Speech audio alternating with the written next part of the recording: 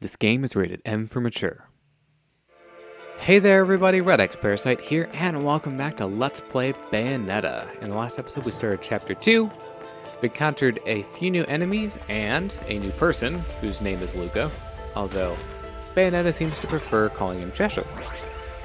In this episode we're going to continue and hopefully finish Chapter 2, starting with another Alfheim portal here. So it's located on top of this archway at the end of the alleyway where we fought those enchants. So you'll want to grab this portal before you walk through to the courtyard, because that will start yet another fight. I think you can come back and get this, at least, you know, for a little while afterwards, so it's not a big deal if you miss it, but yeah, it's just easy to come back and get it now.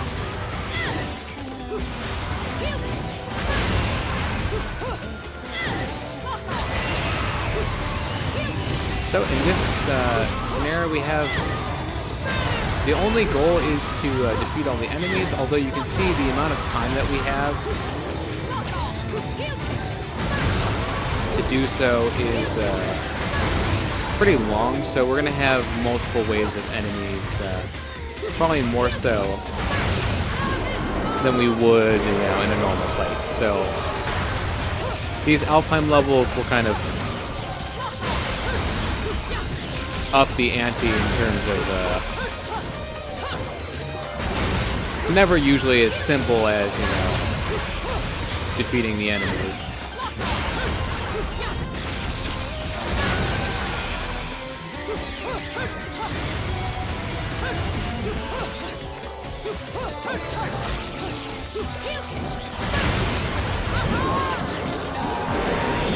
Also, in case you couldn't, you know, notice from before, one thing that I failed to point out is that you don't have your normal health bar during these.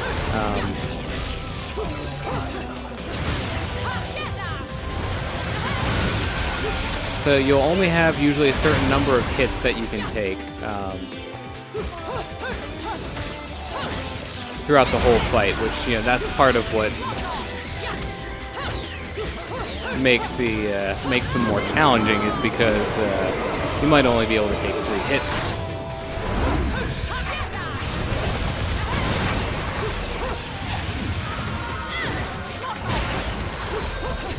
So there are lots of enemies. I think this is going to be the last wave in this one. So hopefully we'll be, you know,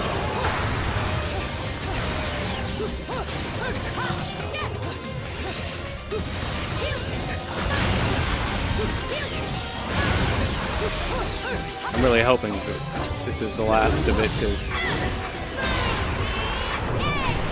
we've got a really good combo going, and I don't want to, like, ruin this.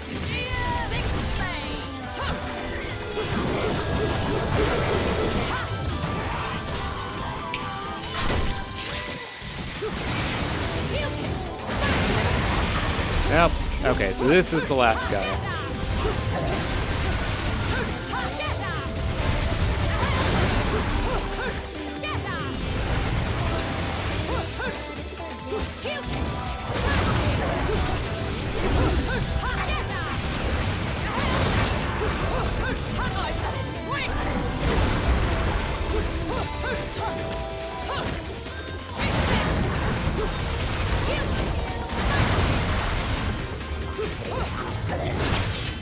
Woo! Okay, so that was fun. So barring time, I think we did just about as well as we could on that. Look at that combo score, 207,000. It's pretty ridiculous. So for completing this one, you get a broken witch heart. So now that we have that out of the way, let's get back to your regularly scheduled programming.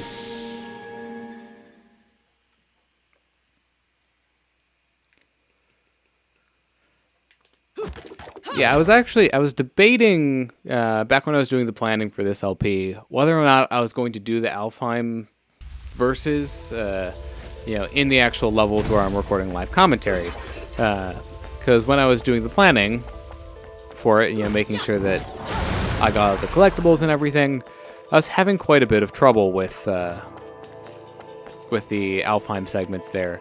And in my first playthrough, I was really like, I might want to do these, you know, separately from the main videos. But then after getting a little bit more practice, I was like, okay, you know what? I'm good enough with them that I'll try to tough it out.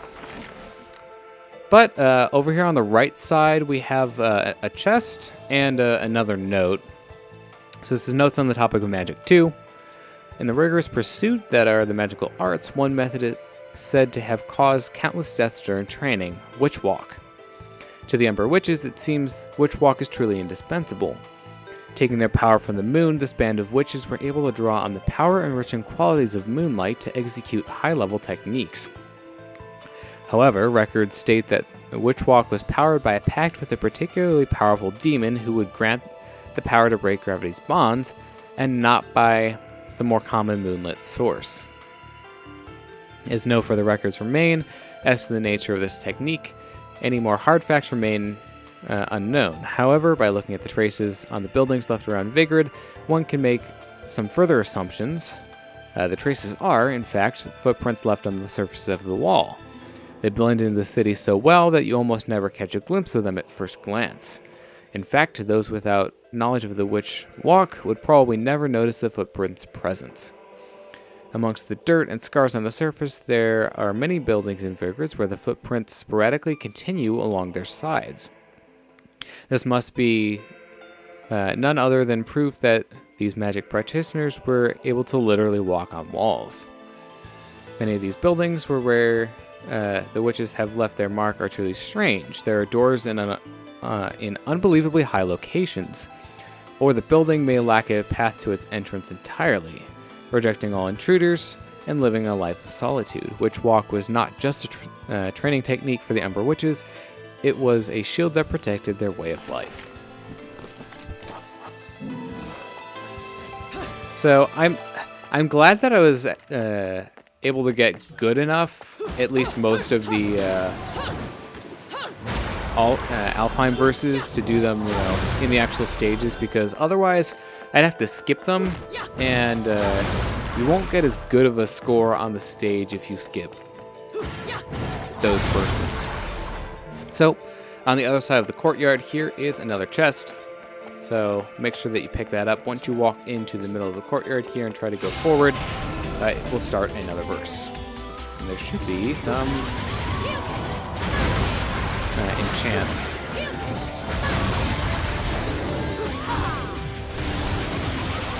Here for us to deal with, and I think that they're not going to be the only enemies.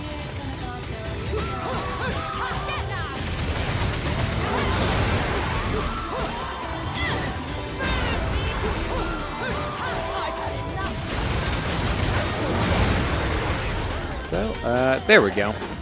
There's a beloved.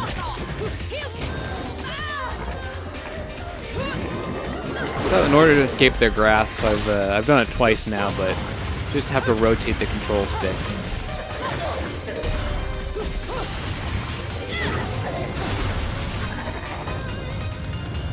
Once you get to a certain point, this cutscene will activate, and the guy from last time that we didn't finish off will come back. So now I have to deal with two of them at the same time, which is super fun.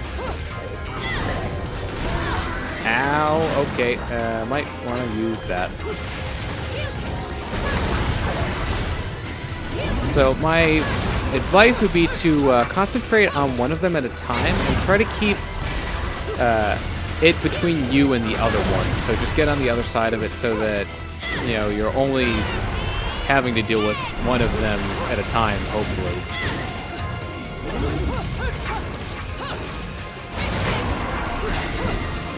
But yeah, I just took a little bit too much damage over the course of the chapter, and it's at a point where, you know, doing without healing would have been really risky.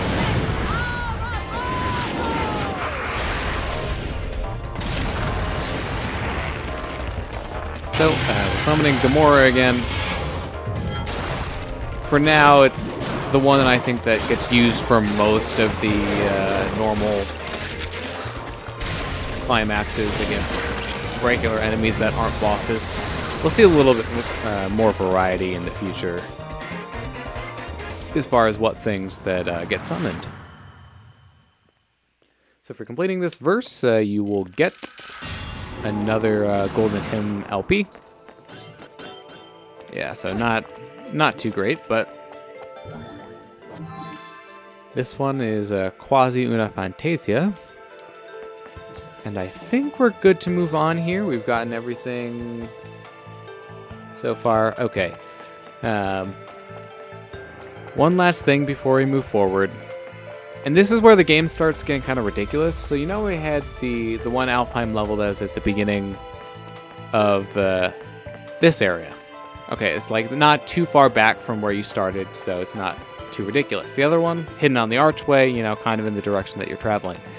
This one, you have to run all the way back to the beginning of this alleyway after you complete that verse. So I think it's verse 6. There. It's all the way back here. And this isn't even the most ridiculously placed one either. They'll get even worse in the future, so once you pick up the record, make sure you come back for this if you want to do this Alfheim level. So this one, we have to use a certain number of torture attacks in order to succeed. So if you finish the verse,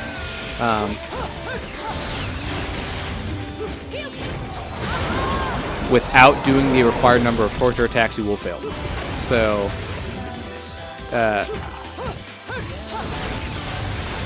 what you need to do is charge your magic meter in order to do the torture attacks. And so the best way to do that is there's a combo that is punch, punch, punch, kick, kick. And if you hold the fire button during the kicks, you'll get a lot of magic from that. So that is what I would recommend using to charge up your magic meter. You'll also get a lot of damage from it too. It's a pretty decent combo in that regard.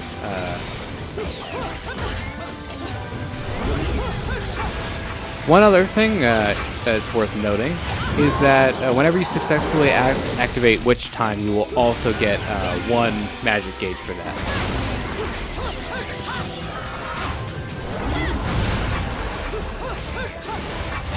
So that's the best way to do these ones that require you to use a certain number of torture attacks. The one thing you do have to be careful about is if you get hit, you will actually lose stuff from your magic gauge. So just be wary of that.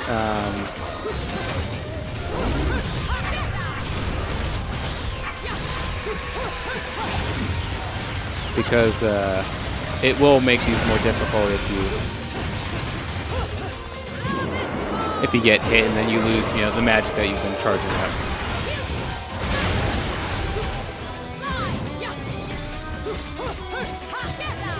So now the only thing that we have left to do is finish off these last enemies.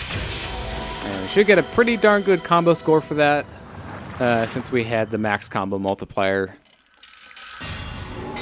for it, so not too surprised there.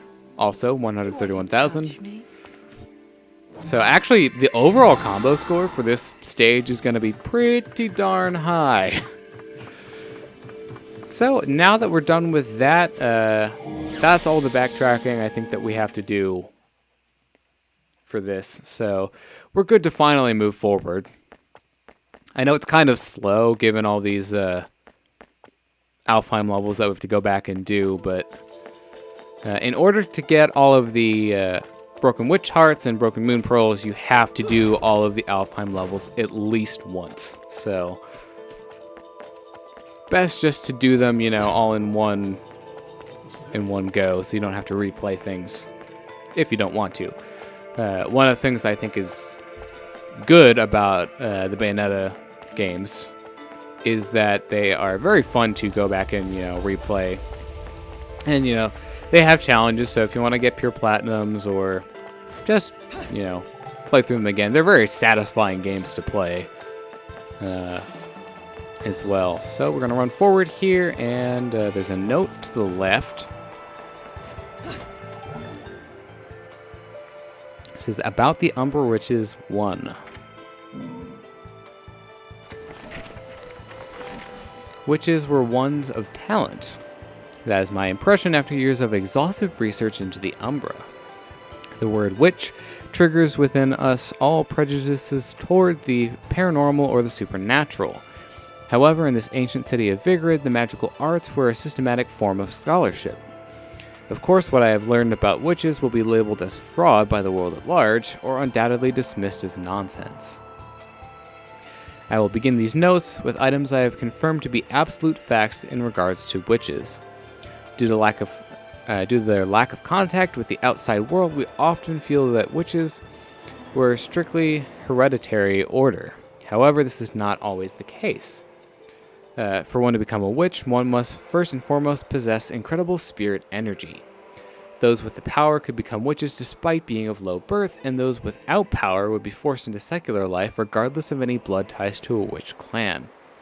Naturally, children born within a clan were often quick to grasp the concept of magic due to the environment around them, allowing their innate abilities to bloom at a much earlier age.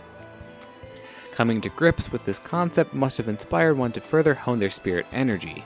These children were also able to participate in extensive drills with other witches, and only those who had shown great promise and achievement were able to take their witchly vows prior to passage into womanhood. The exact nature of spirit energy remains unclear, although recognizing its existence within oneself and refining this talent further was one true path to produce a witch of great ability. Okay, so if we check these statues, let's try checking. Oh, there we go. It's like there should be a prompt that shows up. It's being really finicky. Oh, is it just for the door? Well, I know what we're supposed to do, so maybe we have to go somewhere else and come back first. There is a Gates of Hell entrance here, and we actually have a lot of halos.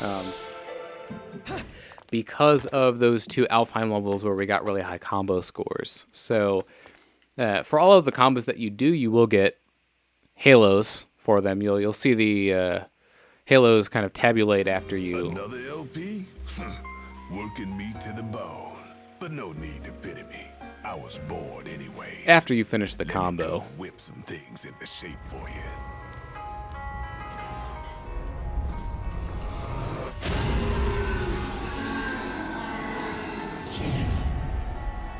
So if you get a really nice combo, then you'll get a lot of halos for it. So it's another incentive to get good combo scores. And this one is Moonlight Sonata. At least that's what it sounded like. Shape, but the workmanship's solid. Now, go put this thing to good use. So this is one of the weapons that I like to use. It's called Sharaba. I'm probably going to stick mostly to the weapons that I prefer. Just because I don't have a lot of experience using the other ones. I mean, I can show them off at least, but I'm just going to stick with what I'm comfortable with. So let's see. We have a lot of halos. I kind of want to wait to get those techniques. So I think this time I'll go and I'm going to buy one of the Witch Hearts. So those will be 30,000 a piece. There's a limited number of them, so once you buy all of them, they'll be sold out. And I guess for the rest of it, we'll buy the Heal Slide, and that will be the rest of our business here. I will be getting all of the techniques, and of course I'll be buying all of the items too, as far as the broken witch hearts, or sorry, just the witch hearts. They're not they're not broken in the shop. What am I talking about? and the moon pearls from there as well. And then, as far as the other things go, I'm going to prioritize getting the techniques and getting those items. Just because, you know, in order to get everything, we need to get all of those. And just going through my experience in one playthrough, we'll probably end up spending most of our halos that we get throughout the playthrough on those items. So, there's a chest here in the same area where the two applaud just appeared. So, this one's pretty easy to get, not really out of the way. Got a nice pure platinum. This one has a broken moon pearl in it.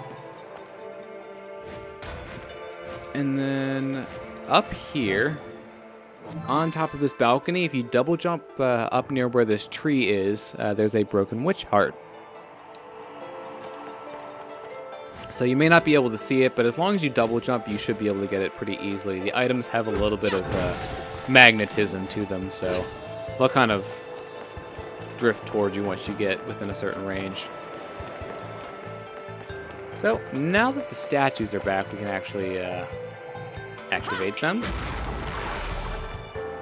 And the wall that we need to hit is actually pretty far away, so it's going to take the most of the duration of this for us to get over here.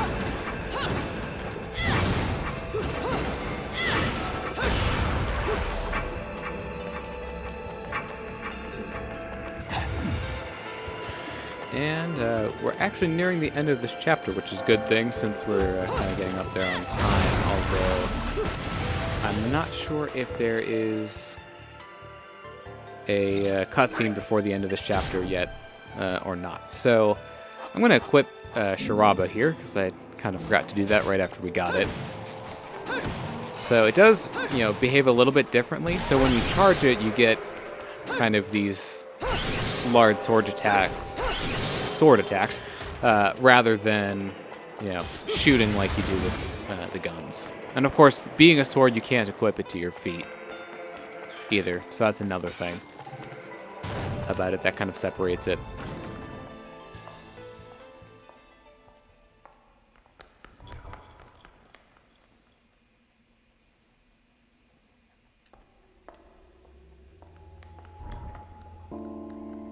Who's there?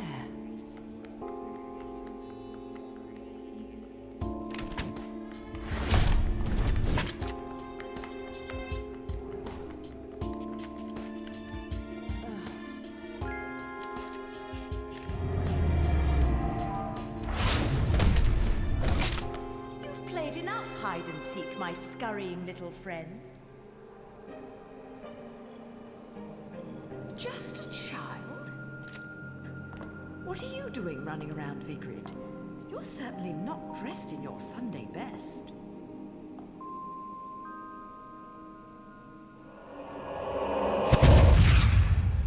Fly me to the moon and let me play among the stars. Let me see what spring is like on Jupiter and Mars. In other words, It's a bit faint there, but she is singing Fly Me to the Moon.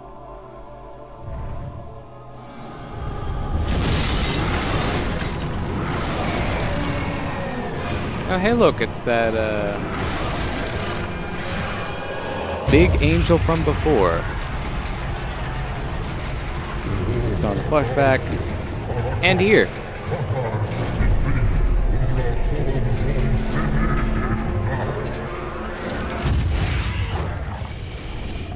So we have a fight sequence here.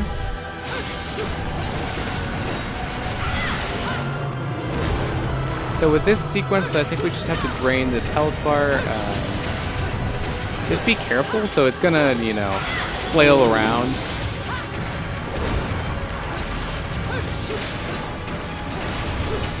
And it's kind of hard to tell when it's actually attacking you, which is one of the things that I don't really like about this fight. So there we go. We got a good witch time off of that.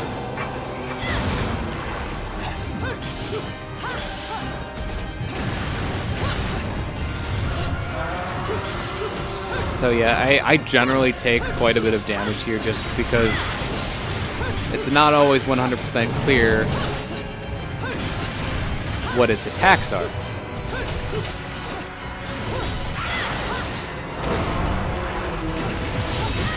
Ah, see, like, right there. I'm doing okay on the combo score, actually. And I missed it. So, there's a quick time event there. And if you don't hit it, you die.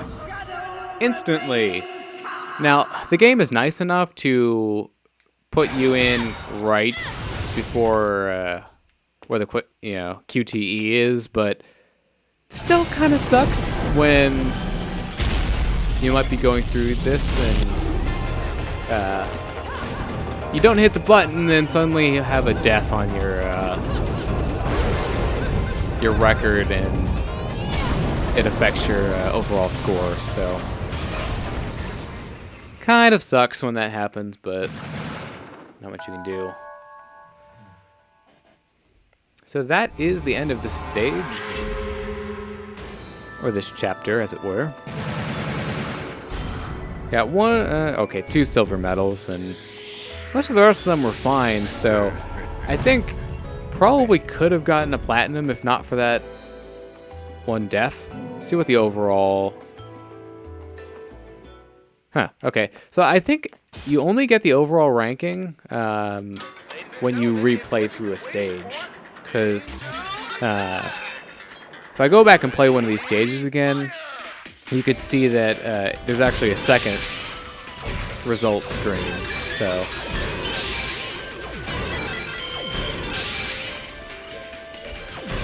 you can see what your overall score is. Oops. Well, that wasn't too bad for that stuff. So we'll just convert that to halos and be on our way.